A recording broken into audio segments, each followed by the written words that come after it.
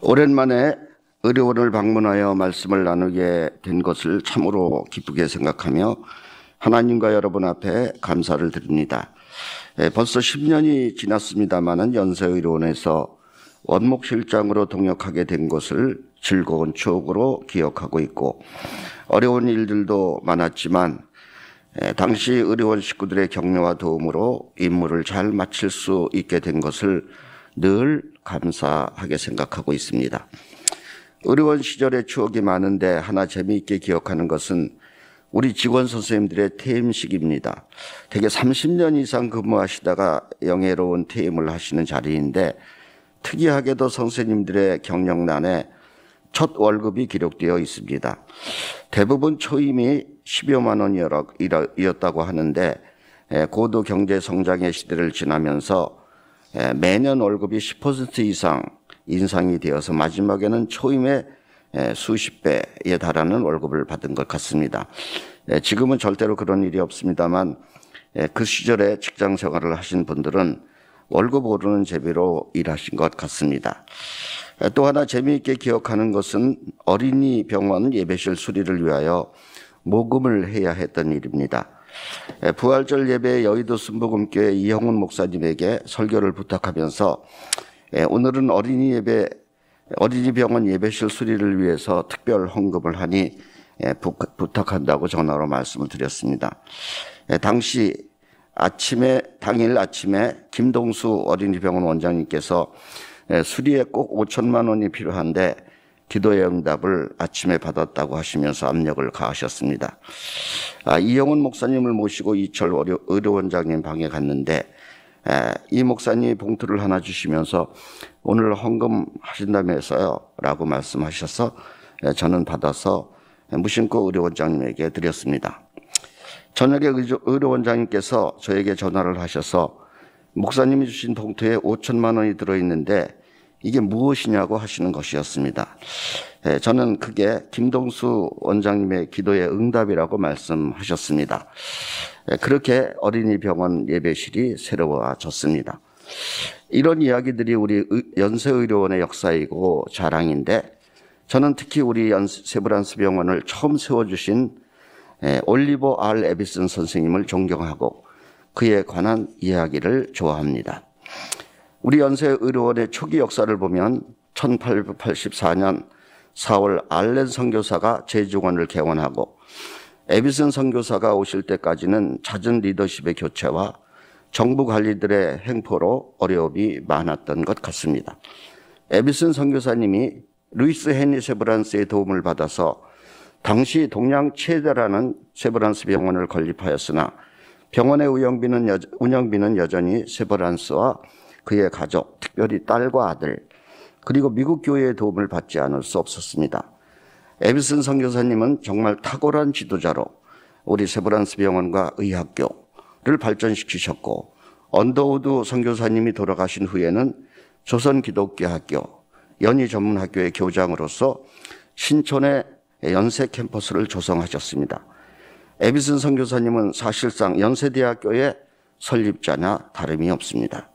언더우드 선교사님이 오랜 준비 끝에 1915년 4월 드디어 조선기독교학교라는 이름으로 개교를 하였는데, 안타까웠게도 그 다음 해에 미국에서 병으로 사망하셨습니다. 그래서 당시 세브란스 의학교 교장이신 에비슨 선교사님이 조선기독교학교의 교장을 겸임하게 되었고, 언더우드 선교사님의 유지를 받들어 그 다음 해인 1917년 10월에 신촌 캠퍼스를 구입하였고, 그 후에 17년 동안 연희전문학교의 교장으로서 오늘의 연세대학교의 기초를 놓았습니다. 그러니까 연세대학교의 그 아름다운 언더우드관, 아펜셀러관, 이 모든 돌건물이 바로 에비슨 선생님이 지은 것입니다. 그러니까 제중원의 설립은 알렌 선교사가 하고, 조선기독교학교의 설립은 언더우드 선교사가 하였지만 두 학교의 기초를 세우고 발전시킨 것은 바로 에비슨 선교사님이신 것입니다. 따라서 연세대학교의 에비슨 선교사님의 공적은 아무리 강조해도 지나치지 않습니다. 저는 연세대학교에서 교목실장으로 일할 때에 학생들에게 늘 에비슨 선교사님을 설립자의 한 사람으로 소개하였고 관련 논문도 많이 썼습니다. 오늘 저는 에비슨 선교사님을 도와서 세브란스 의학교와 조선기독교학교 이 두 학교의 법적 지위를 확고히 하고 기독교적 정체성을 못 박아 놓은 인물을 소개하려고 합니다.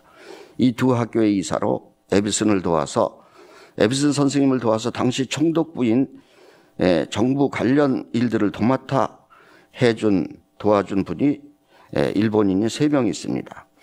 와다나베 도우루 장로는 경성 YMCA를 만든 사람으로 당시 지금의 대법원격인 고등법원 원장이었고, 사카이데 나루미 장로는 오사카항과 인천항을 설계한 총독부의 건설국 공업과장이었고, 니와 세이지로 목사는 경성 YMCA 총무로 제가 공부한 일본 도시샤 대학의 교장이었던 사람입니다. 와다나베와 사카이데는 경성 일본 교회의 장로들인데 두 사람에 대해서는 제가 연구를 좀 해서 내용을 알고 있는데, 니와 목사님에 대해서는 아직 조사를 다 하지 못했지만 교장을 지낸 도시샤 대학에 많은 자료들이 있을 것이라고 생각합니다. 와다나베 장로는 오랫동안 두 학교의 이사를 지내면서 언더우드와 에비슨의 요청에 따라 학교 정관을 만들어 총독부의 등록 허가를 받는 데 결정적인 역할을 한 인물입니다. 여러분들이 아시는지 모르지만 연세대학교의 정관을 보면 기독교 교육을 한다는 것과 모든 구성원이 성경을 믿는 기독교인이어야 한다는 조항이 들어있고, 이런 조항들은 변경할 수 없다는 조항도 들어있습니다. 한국의 모든 대학 정관을 살펴봐도 이런 제한 조항이 들어있는 정관은 없습니다. 그런데 우리 연세대학교는 이런 개정 불가 조항을 가지고 있고, 이는 기독교적 정체성을 담보하는 것이기도 합니다. 와다나베 장로는 요코하마 재판소 소장으로 요코하마 YMCA 회장을 지낸 독실한 크리스천인데, 특히 메이지 학원 대학의 설립이사로서 설립자인 헤프번 의료 선교사를 도와서 정관을 만든 사람입니다.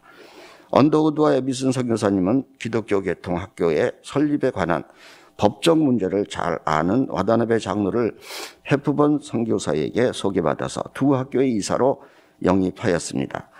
와다나베 장로는 메이지 학원 대학의 정관을 받아서 에비슨 선교사님을 위하여 1917년 4월 두 대학, 즉 여지 전문학교와 세브란스 의학 전문학교에 변하지 않는 기독교적 정체성을 담은 정관을 선물하였습니다.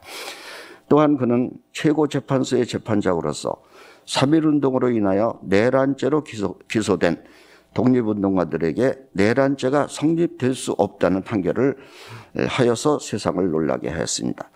1920년 3월 22일에 작성된 그의 판결문은 오늘날 일본 법조계에서 새롭게 조명을 받는 내용입니다.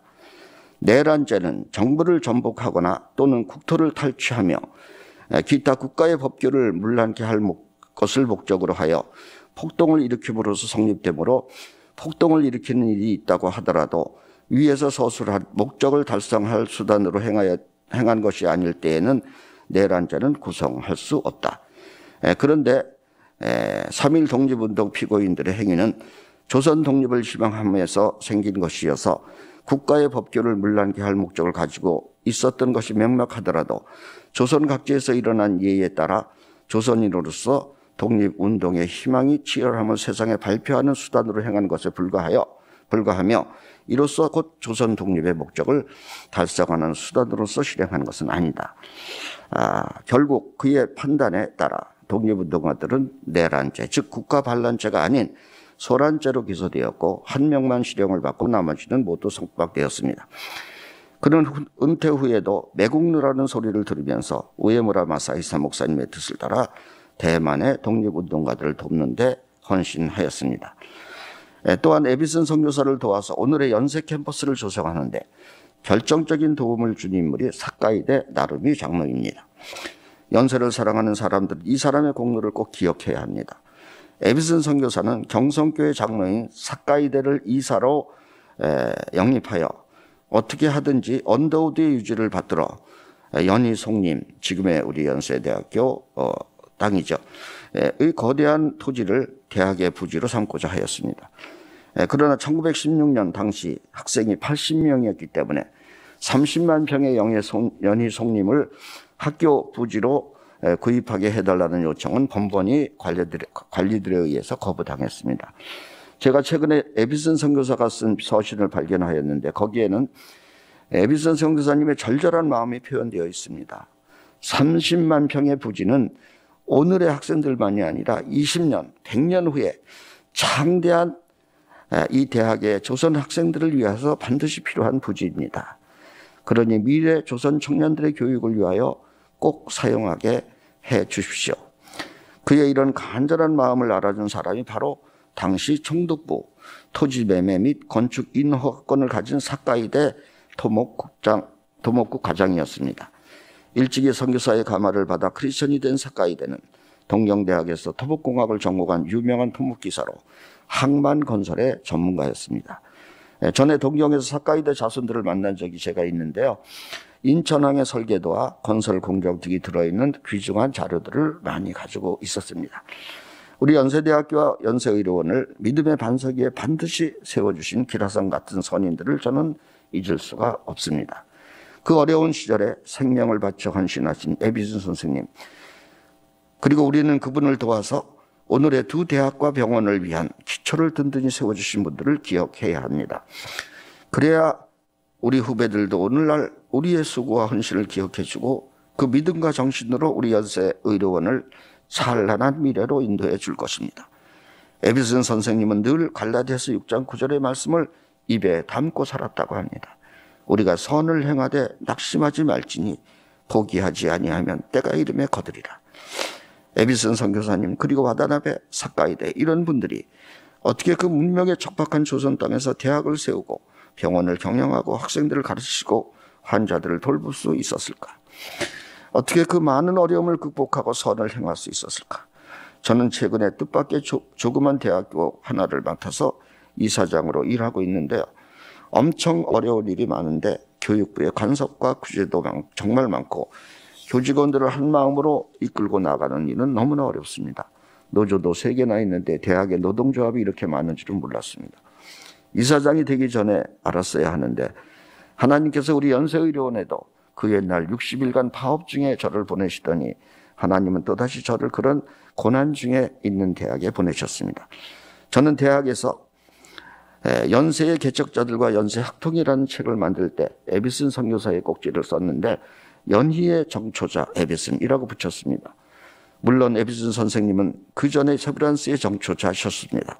우리는 그분이 정초해 주신 반석 위에 풍성한 열매를 얻고 있는 것입니다.